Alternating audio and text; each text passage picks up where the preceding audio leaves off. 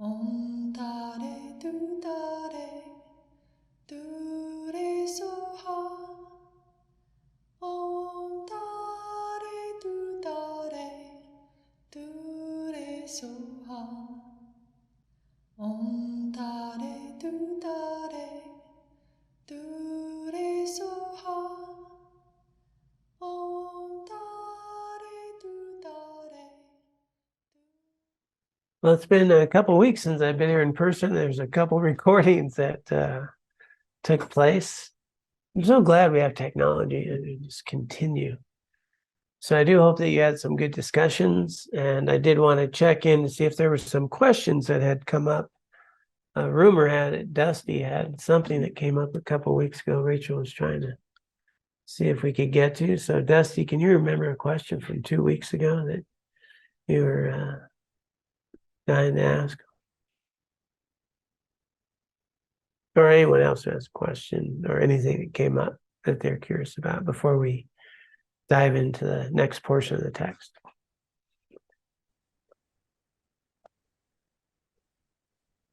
I think the question was regarding kind of like middling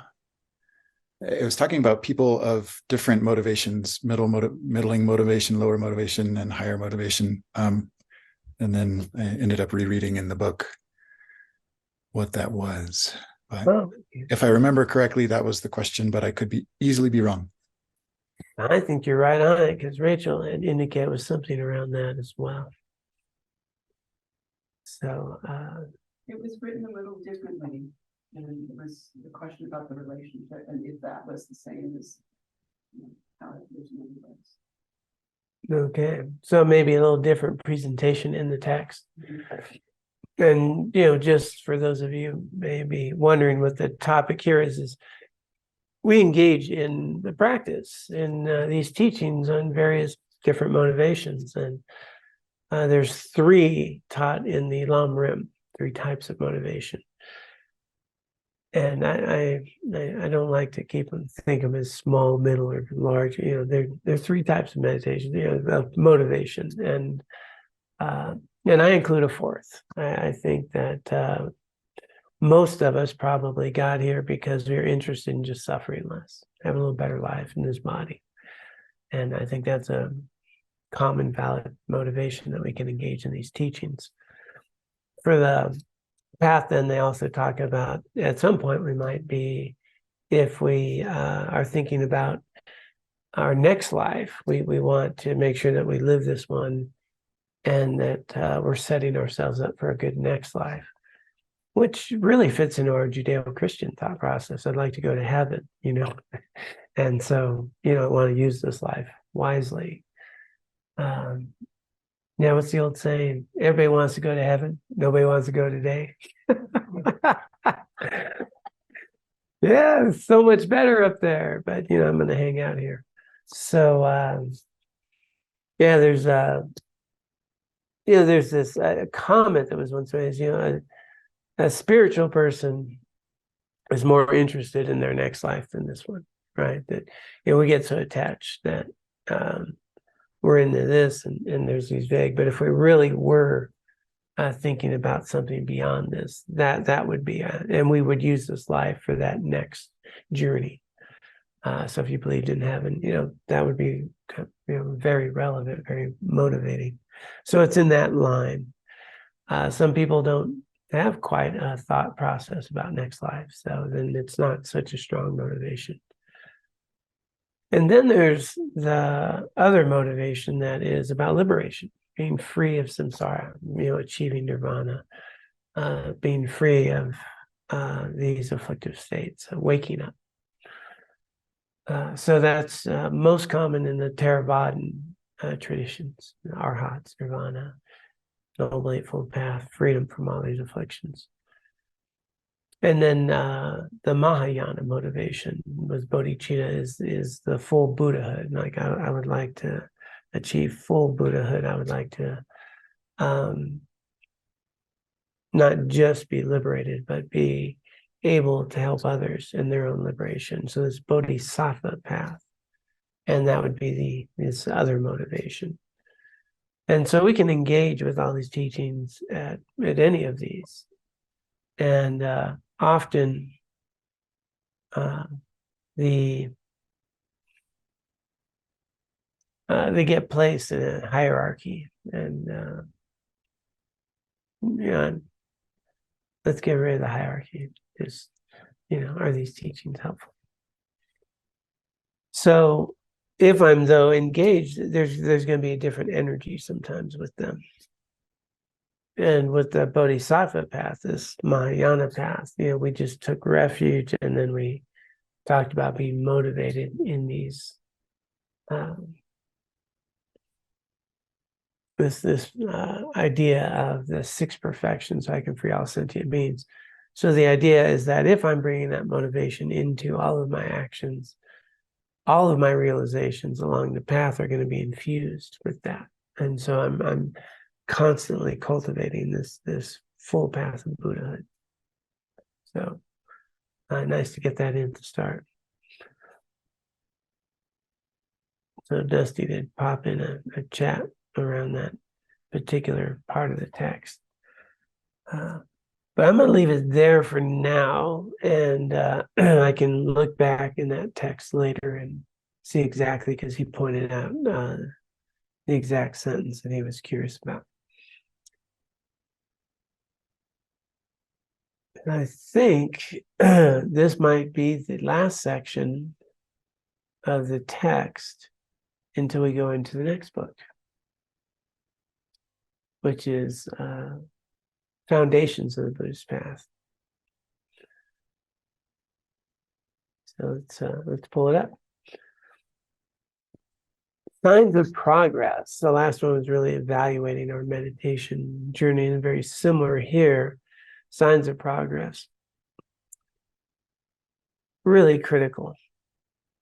So many people get kind of disillusioned, don't feel like I've come very far.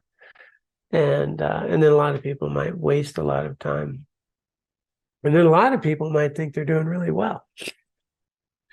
And they're not very capable of being nice to their neighbor, but they're good meditators.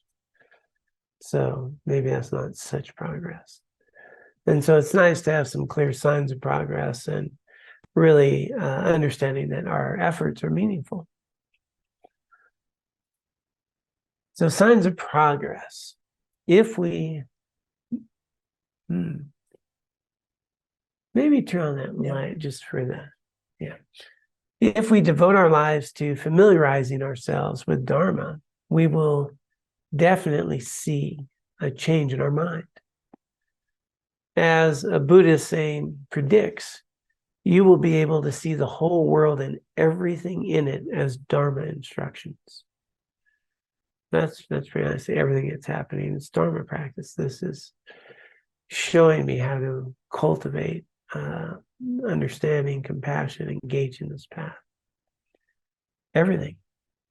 This occurs when, through daily practice, our mind has become familiar with the Buddhist teachings, and we are able to practice in most of the situations we encounter. That we're really coming from this perspective, no matter what's happening. When we have gained some experience of impermanence, we are aware of things changing, arising, and ceasing in each moment.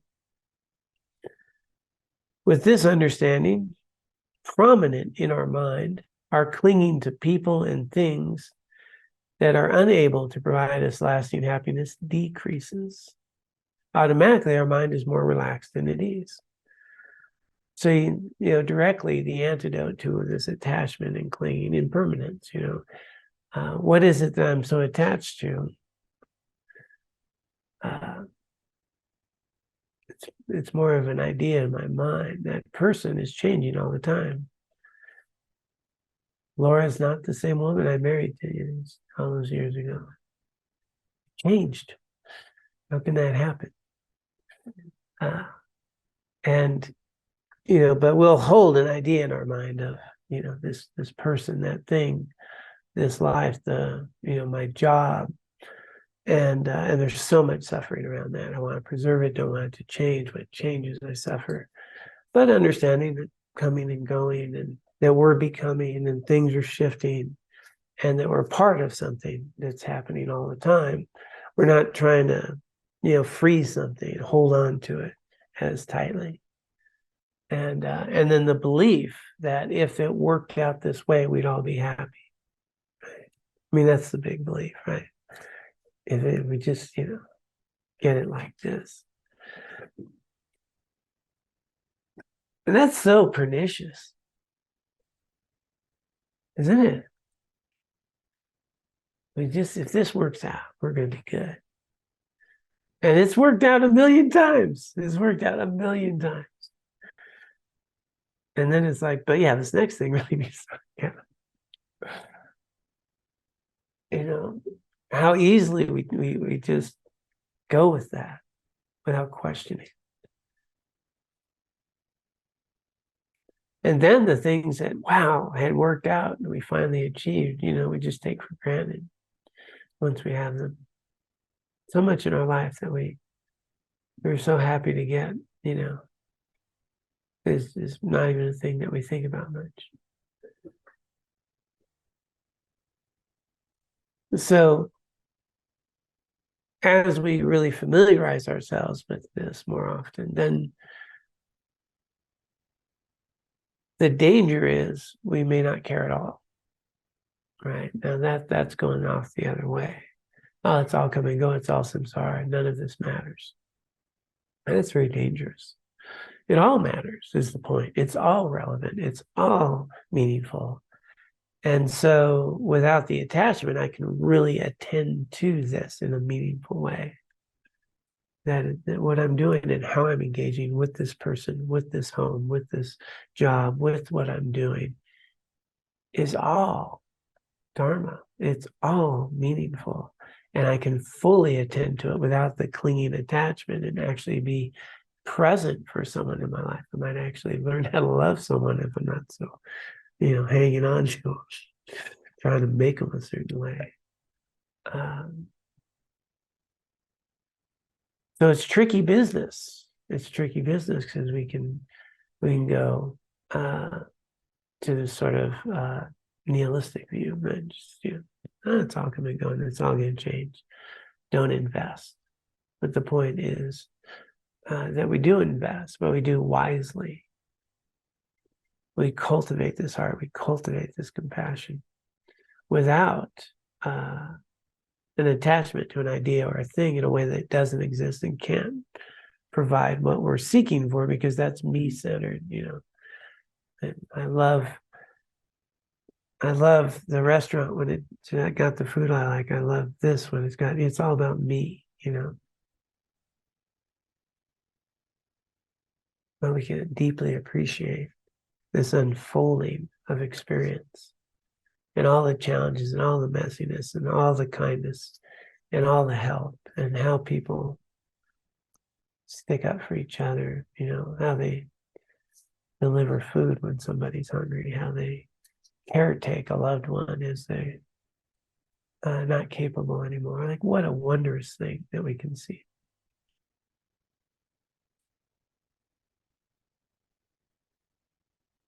So as we observe mindfully, we will notice a difference between love and attachment. We'll notice a difference between equanimity and not caring. We'll notice there's a difference there, a significant difference. And I once heard Jetsuma Tenzopo, one of her early talks way back when, is at the Women's Center in San Francisco a lot of years ago, talk on wisdom, the nature of reality. And she just made this point. It was just so clear. It's like, when she sees a person, she's with a person, that's the most important person in the world to her right there. And then as soon as they leave, the next person's there. This is the most important person. There's not residue, And Dalai Lama is like that, like that's what everybody gets blown away when Dalai Lama is talking to you, it, like it's, whoa. And then he's talking to the next person, and he's able to shift and see that everyone's valuable and everyone's important. Everything's, and she was very much like that, and making that point.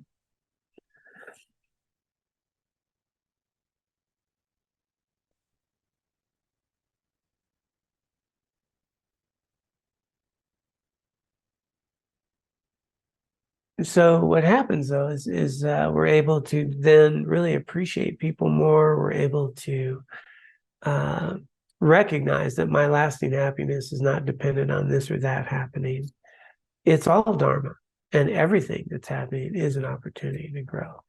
Some things are painful, and often if we look back, most of our most painful events are the ones where we grew, offered us the opportunities. Again, back to Jetsuma Tenzin Palmo, she relates. She'd say, like, when somebody's really miserable to you and treats you well, you should be so happy. They're giving you an opportunity. She's relating it to like going to the gym.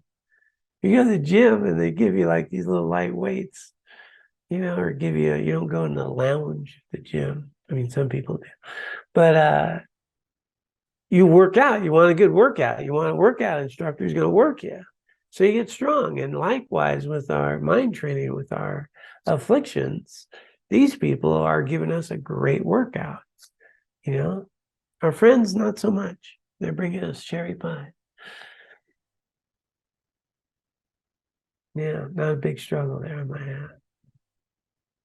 So you start seeing it all as Dharma, and you start really engaging with whatever's happening in ways that are meaningful. It's often actually quite more challenging to engage when things are so smooth and easy. We tend to work a little harder when it's tough.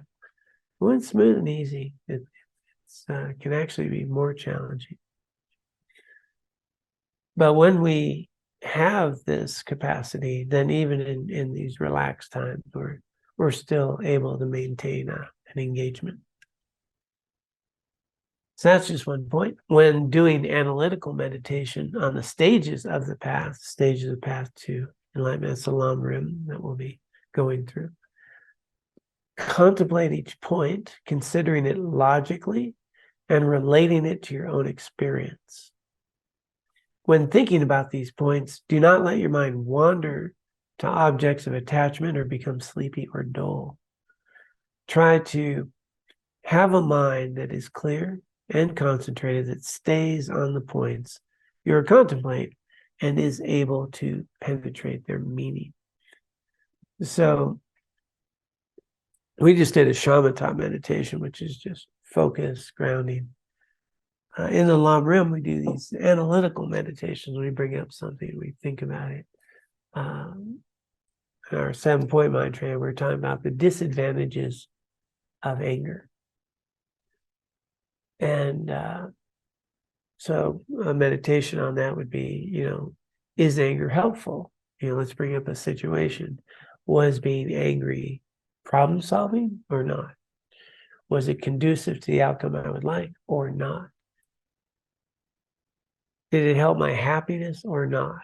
You start going through these points, and it needs to be applicable first, in this sentence, as related to your own experience, not some far away thing, but okay, let's bring up a situation. I got angry and this happened. Where was it helpful? Was it not? Was it detrimental? Let's draw from our experience, and then let's, in this analytical meditation, kind of piece that out. And then there's, this second wisdom, right? First wisdom is hearing a teaching. Second wisdom is meditating, is while contemplating it. Really thinking about it in your meditation, analyzing. Then there's a realization that comes. Apparently, anger is not the best situation for me to engage in, just for the record. It's a problem solve, light bulb. And I can see very clearly how it has limited my capacity to respond in a healthy way in this situation. And I bring up another one. And what happens is that a realization is born of that. And then the idea is to meditate and let that realization settle in. So we go from, just cognitive to an actual process, and then it becomes a realization that's embodied more. And then that has an opportunity to be more present. We post, online transforming unskillful events, great analytical meditation for that type of thing, and the four opponent powers. So the advice here, though, is when we're good at this, we're not going to be all willy-nilly about it. Anytime I can fit willy-nilly into a Dharma teaching, I'm feeling good about that. You don't want to dilly-dally either. You want to be focused, right? You want to be focused. And so this is ways to check that when we're doing an analytical meditation, that we really have a capacity of sitting with it and gaining some bit of realization, of focused mind, stays on the points. And so key to that is to start with shorter ones, just shorter ones, little bits, and then work our way up. It's quality of the meditation, not quantity. It's just shorter, pithy, get something out of it. Certain signposts along the path help us check whether our meditations are progressing in the right direction and bearing fruit. So there are these signposts, these checkpoints. If we meditate consistently on how to rely on a spiritual mentor and come to a point where we do not pick faults with our spiritual teachers and feel genuine respect for their qualities and gratitude for their kindness, we have achieved a good result from this meditation. And so, a couple things on that. One of the primary foundational teachings in John Bruna is to have some faith in your spiritual mentors. We're going to succeed a lot more if we don't think they're an idiot, or that they're sleazy, or that they're, you know what I mean? So qualities that we want to emulate, qualities that in the John Bruna, there's 10 specific qualities that we look for in a teacher. And they're hard to get anyone with all 10, but you might find some with 5, so these 5 good qualities. And if you got that, you're on a good road. And they say that it is not a bad use of time to have checked out a teacher for 10 years to make sure they have these qualities. And the point is to check first so that you can get to a point like this. What happens all too often is people go to teachings and there's a teacher, they're famous, they're renowned, they're charismatic, whatever. And I took refuge with so-and-so. Well, as we've seen, sometimes that doesn't work out so well. They're behind the scenes, spending all the money, doing other things, having romantic relationships when they shouldn't, and so forth. And then that just devastates relationship. It devastates things. So, and this is different between just receiving a teaching. It's like, we go to teaching, we have to check out teachers. Teaching, Dharma is good. This is applicable. Maybe, they're not my spiritual mentor, but they're giving me some helpful stuff. That's how we find out. We go to many teachings and then we check and see if they're helpful or not. But at some point, you might find someone that is, I'd like to spend a little more time and learn more from. At that point, it's really important to think about and to check up. Have they subdued their mind? How's their ethical behavior? Are they sharing to be a benefit to you, or are they sharing to get a bunch of students? What's the dynamic here? Do they speak well in a Dharma setting? what are they out there in the world like? Are they treating someone with no money the same they treat with a nice benefactor? Yeah. I mean, you can see these things. You can see this holiness, just so quick. It doesn't matter. My teacher, he didn't walk by anybody without talking to him. It's just, you just see it in them. It's just everybody's valuable. Jetsuma the same way. Jetsuma Tenzin Palma, we're visiting with her in India. Just give her like 2.5 hours, man. Like they have to drag her away. You have other things to do.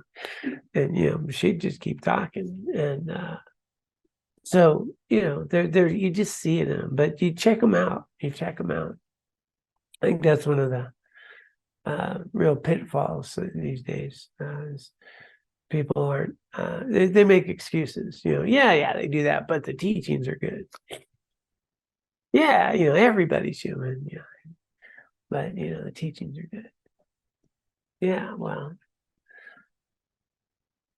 wouldn't it be nice to learn from someone who's actually done what they're teaching? I mean, that I think might be helpful. And not everybody. I mean, trust me, I'm not in those levels. So there's guidance. Do they know more than you? Are they ethical? Is the Dharma there? Do they tire teaching the Dharma? That's one of them. Are they enthusiastic about it?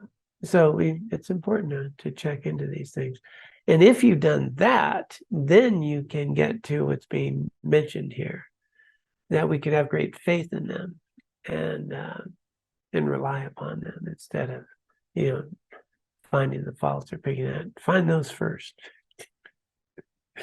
Okay, And again, it doesn't mean we can't learn from someone who isn't perfect, I'm far from perfect, and many teachers are. And just recognize their capacity and what's helpful for you. But at some point, you might meet that teacher, in which case you can cultivate that degree of faith. And that's a real great signpost.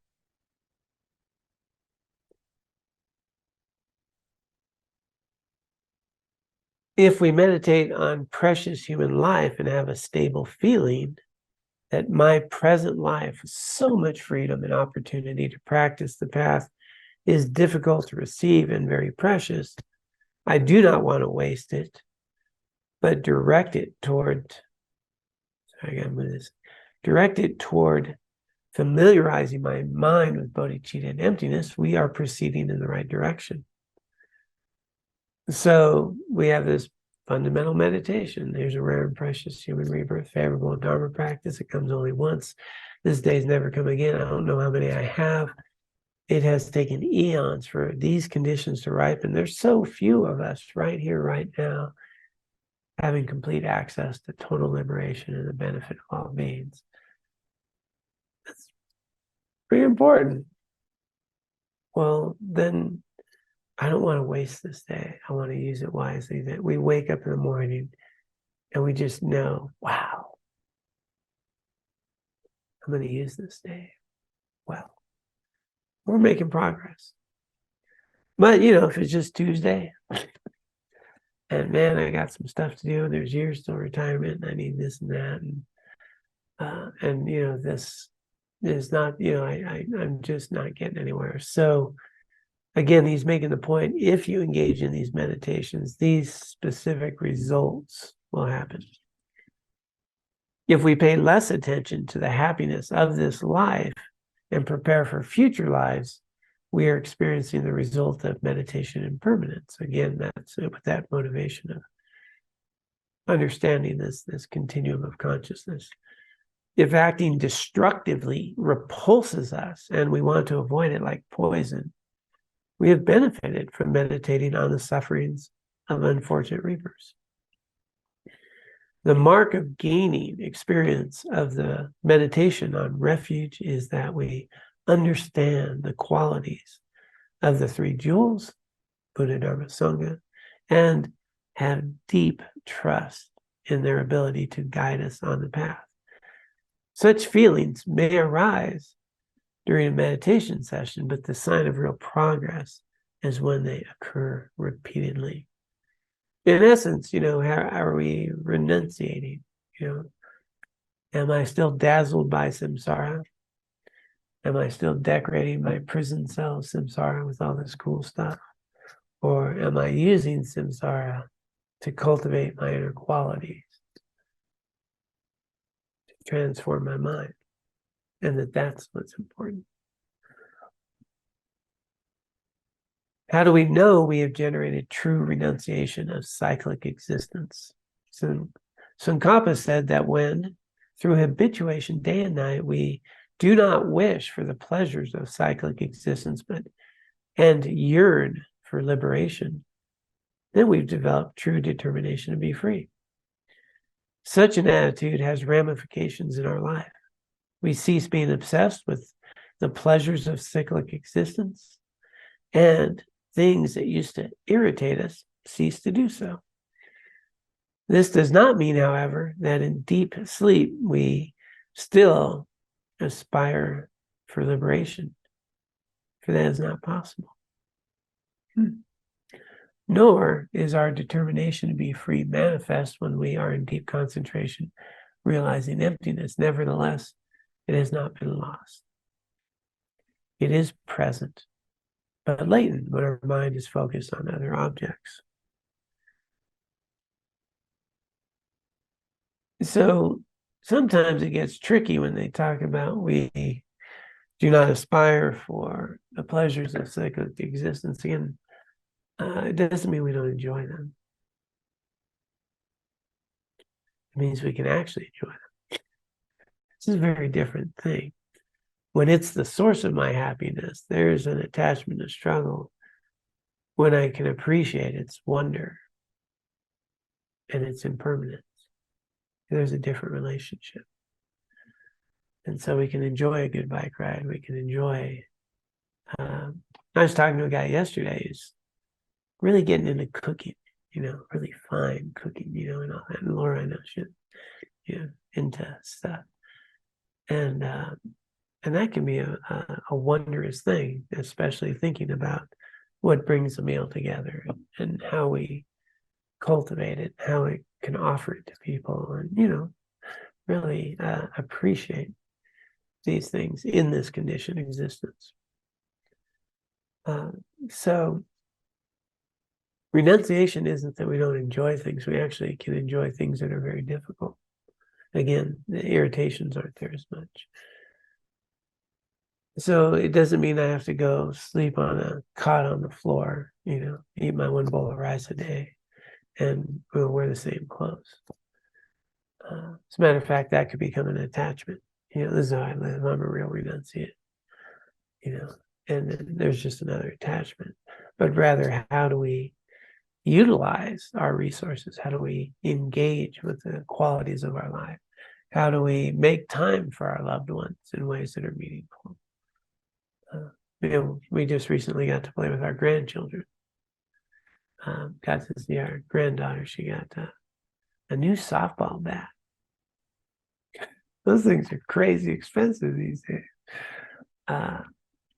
And it's this culture in softball. And her first at bat with her new bat hit a double. Second at bat hit a single. Third at bat, she hit a home run on her birthday. I mean, wow. Now that's very samsara on one level, but on another level, what a joy to be a 14-year-old kid on your birthday with your brand new bat going 3 for 3 with a home run, a single, and a double, and your grandparents there. And they're going to take the cycle, huh? Yeah, she can get a fourth at bat. Need a triple.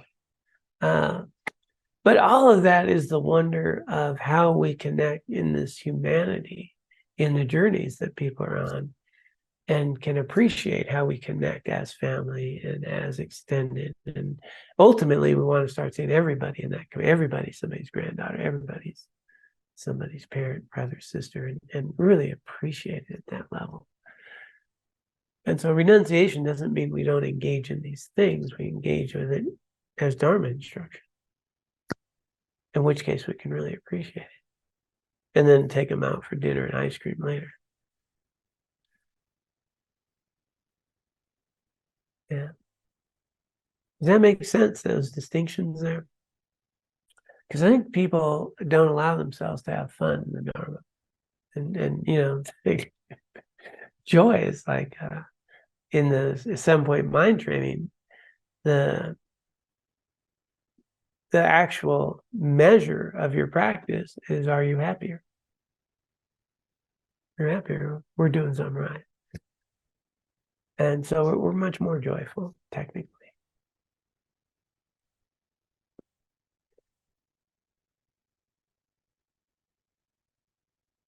Any comments there before I go to the next? What was the bit about when you're in deep sleep, you might not? I don't really know that part. Okay. I try to stick with my own level of the point he was trying to make. He's trying to measure a certain level that you are at. And at that stage of where you're at in renunciation, the renunciation may not be present when you're totally focused on something else or in a deep sleep state, is what he was saying. So I haven't really received any teachings on that. So I try to stick in my wheelhouse. Fair enough. Yeah. So there's these stages of where you're at renunciation, and there's stages of bodhicitta and levels. So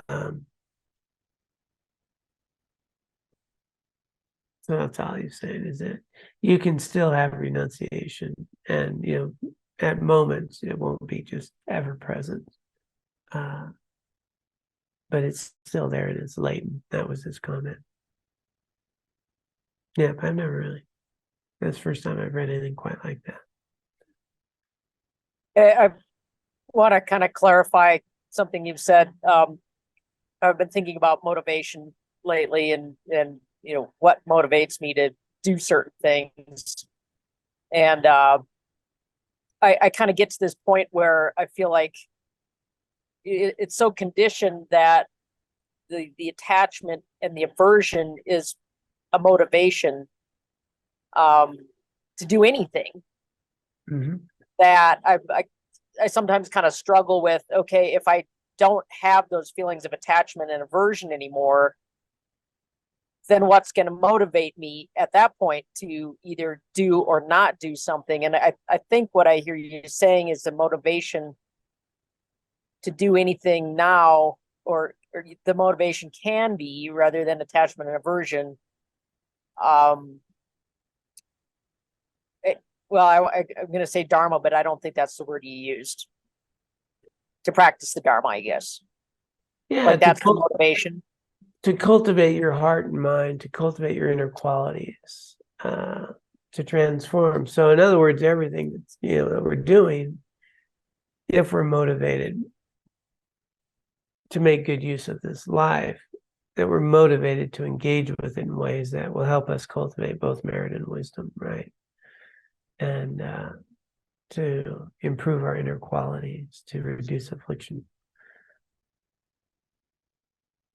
And so technically, if we get to motivations, there's, you know, 3 that bring you to samsara and 3 that bring you to, you know, more awakening. And the real shortcut is my motivation coming from loving kindness, compassion, or wisdom? If so, anything after that's Dharma. If my motivation is limited to attachment, aversion, and grasping, you know, and that self-grasping, that misperception, this will bring me happiness, well then, you know, I'm just reinforcing samsara. So now then we get in those fine points that, for example, cherry pie. Did I mention that earlier? I don't know why it keeps coming up. There might be some form of an attachment or a motivation around that. And so we're going to have normal human, you know, motivation's tricky because we're motivated all day long, all the time. If you're an itch, you're motivated to scratch. A little cold, you're motivated by a jacket, right? So those are things you're talking about. It's, you know, something pleasurable versus something not pleasurable. You know, so I'm trying to avoid something, trying to have some pleasure. But we mislabel sometimes pleasure with attachment. Okay.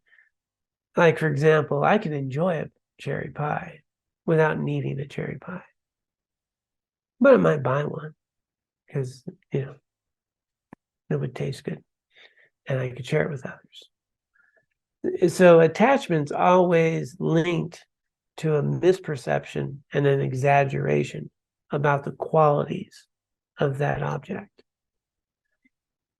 So you can enjoy a cherry pie without thinking that it's the source of your lasting happiness. And, you know, and it's going to offer you all this.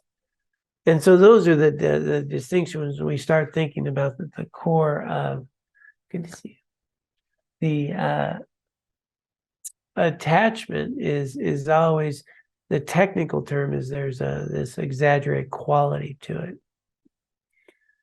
versus just pleasure, you know. Okay, I think that's kind of helpful. I was just the example I had that I was kind of going through today is, do I go on a bike ride or do I just sit on my porch? You know? Yeah. And it's kind of like, in some ways, without some sort of attachment to the bike ride, I'm just going to wind up sitting on my porch. Right. Like, but the motivation might be, I want to get healthier, and sitting on the porch is not going to get me there. And that's a motivation, right? yeah. Okay. Okay. And that doesn't have to be an attached one. Right. But it's just kind of funny because it's like, yeah, I just feel like, you know, without a certain right now level of attachment to things that are present a little bit more difficulty to do, I'm just going to sit on the porch. So right. I'm sorry, I'm getting there's no way for me to stop that little popping in thing. Okay. So hopefully we'll be able to edit some of that out. The ringing. So yeah, and that's, you know, a lot of people fear that they won't do anything if they lose that, you know, that sort of attachment, right? Yeah, that's kind of where I'm at. Yeah. Yeah, like I just can't think of a good reason to get off the porch, I guess, if I'm not if because I presume maybe incorrectly that everything, you know, anything that's a little bit difficult to do is motivated by attachment. Yeah, but the desire to have a healthy body and to take care of this rare and precious life is truly meaningful. I'm going to just pause for a quick moment because that call coming in is something I need to see if Laura can help with. Sure. So I'm just going to mute real quick.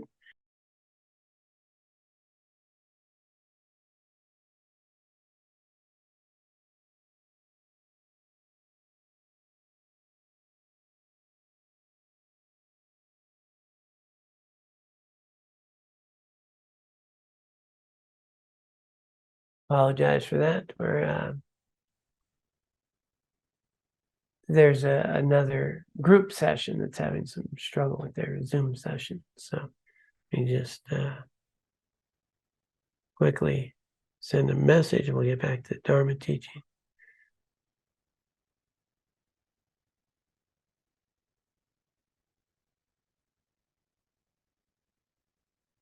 This is Dharma practice.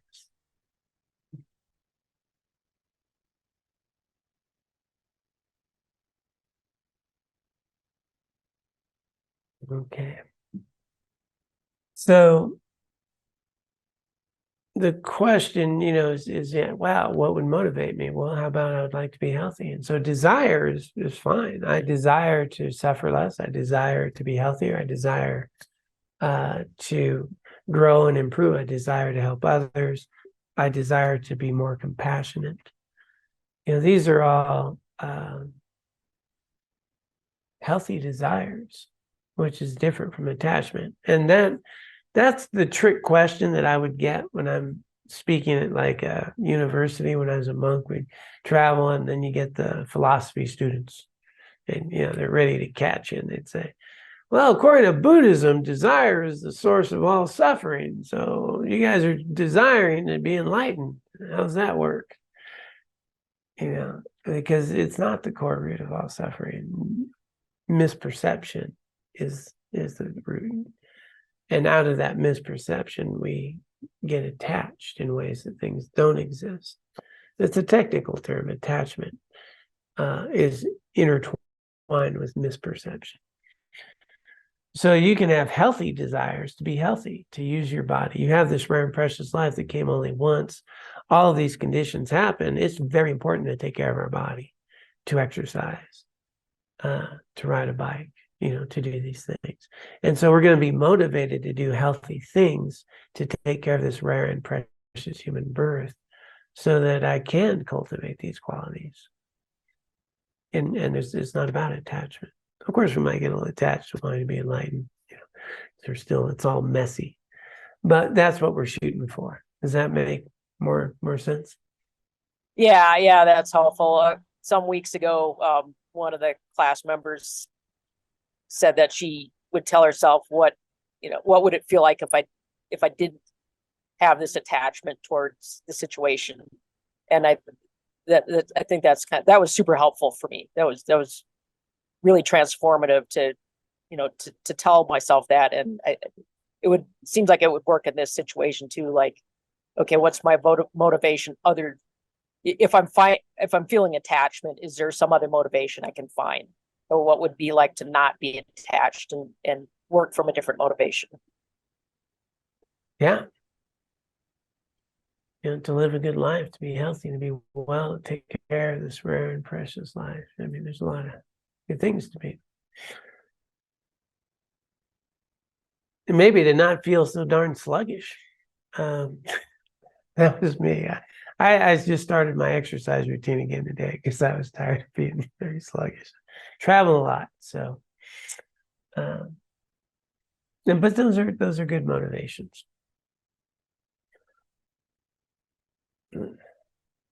Let me see where we're at here with text.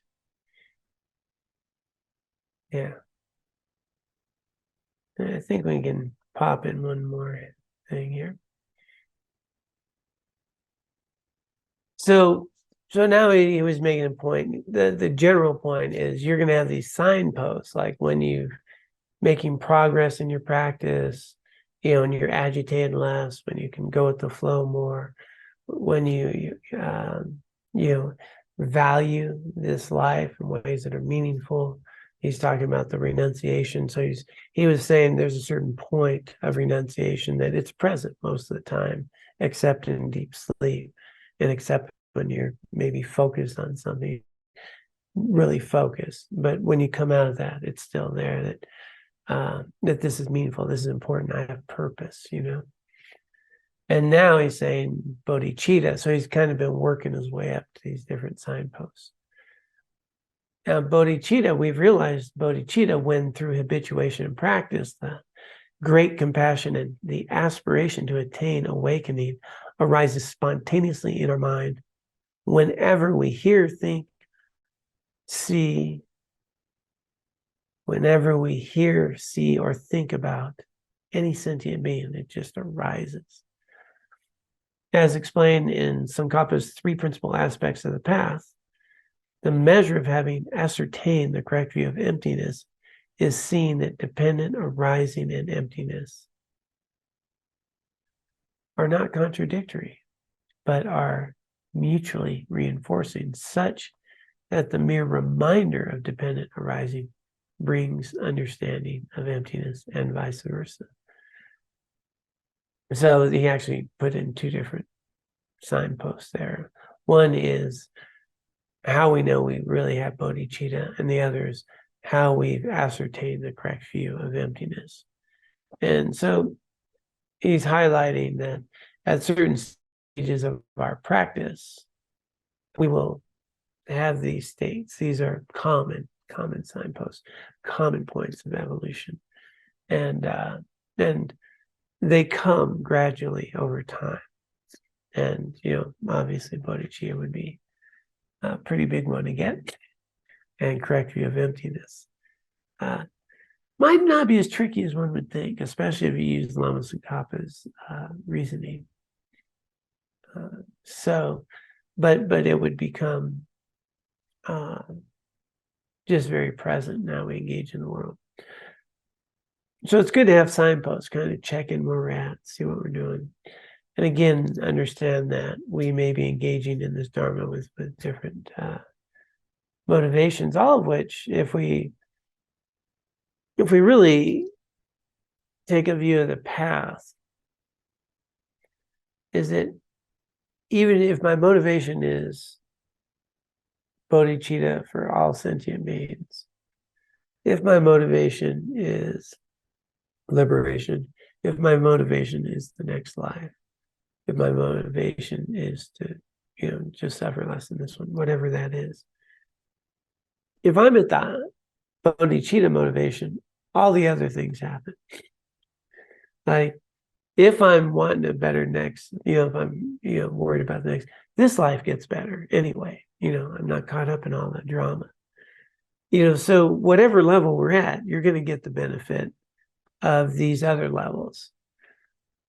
I may not get the bodhicitta level if I'm still just on this life, but one of the points that Jetsuma Tenzin Palmo says, well, there's no harm in shooting for this one because all the others happen. So even if they're wrong, there's a lot of benefit, which is, kind of interesting to think about. But inherent in them, the skills and the practices either work or they don't work. And that to me is where we really need to start in our practice. Is this true? Is this accurate? Is everything dependent upon these other things? Yes or no? Are things impermanent? Yes or no? Is anger helpful? Yes or no? I mean, it happens. Can I work with it in a better way? All of these are important to apply in my life and see if it's helping my life in ways that are meaningful and making my life more purposeful. If I get to that point, then these other parts may evolve. But we need to check. And if I don't have that solid foundation that this is practical, then it's hard to do it when things get tough. I'll go look for some other place where they can just bless me and I'll be all right. That's a lot easier. But if I start recognizing, over time working on this, I am undoing a lot of misperception. I'm suffering a lot less. I'm more skillful. My heart's more open. I'm able to really enjoy and appreciate life without the attachment, the clinging, the pain and suffering that comes with it. Well, then I'm building a real strong foundation that may give way to some of these other motivations. But we don't need to fake it, I think the foundation is applicable right here, right now in my life. So that's a good note for me to pause on, see if anyone else has any closing thoughts, comments, or questions. I do want to indicate, I would like to, the next section of the book is His Holiness talking about some of his personal thoughts and experiences. And if you have the book, it's nice to read, but I think we've spent a lot of time in the same area. It'll be more of a recap. So next week, I would like to introduce the next text, which is Foundations of the Buddhist Path. And so that's we'll be beginning that.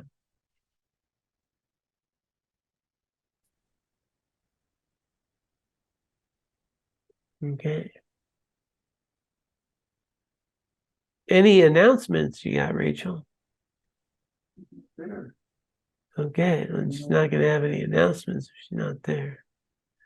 I do know, because I talked to her earlier, that we have one shared room for a female at the retreat left in Juanita. And the big announcement is, we're going to have Tenzin Priyadarshi here on the 14th. So if you haven't registered for that, please do. If you want to attend, just because it's all through their system, not ours. And so we'll have them here for the day on the 14th. Is that in Carbondale? Yep, in Carbondale Live. And there's a potential that as we get closer to it, that they may open it up to some online opportunities. But if you can be in person with them, yeah, that's precious. Where do maybe someone can send out a note of where to find the registration for that? Yeah, it's on our website. If you just Okay. go to the calendar, and it'll link directly to how to do that. Thank you. You're welcome. Yeah, wouldn't miss it. All right.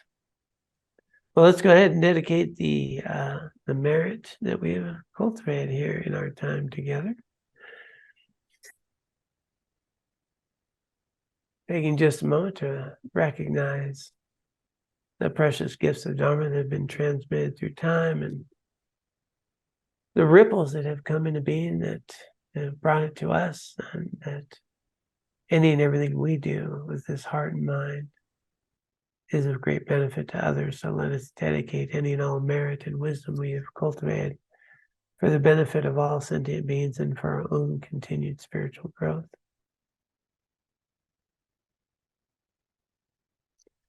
Let us dedicate.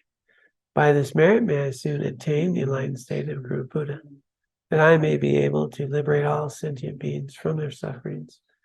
May the precious Bodhi mind not yet born arise and grow. May that born have no decline, but increase forevermore. Om Tare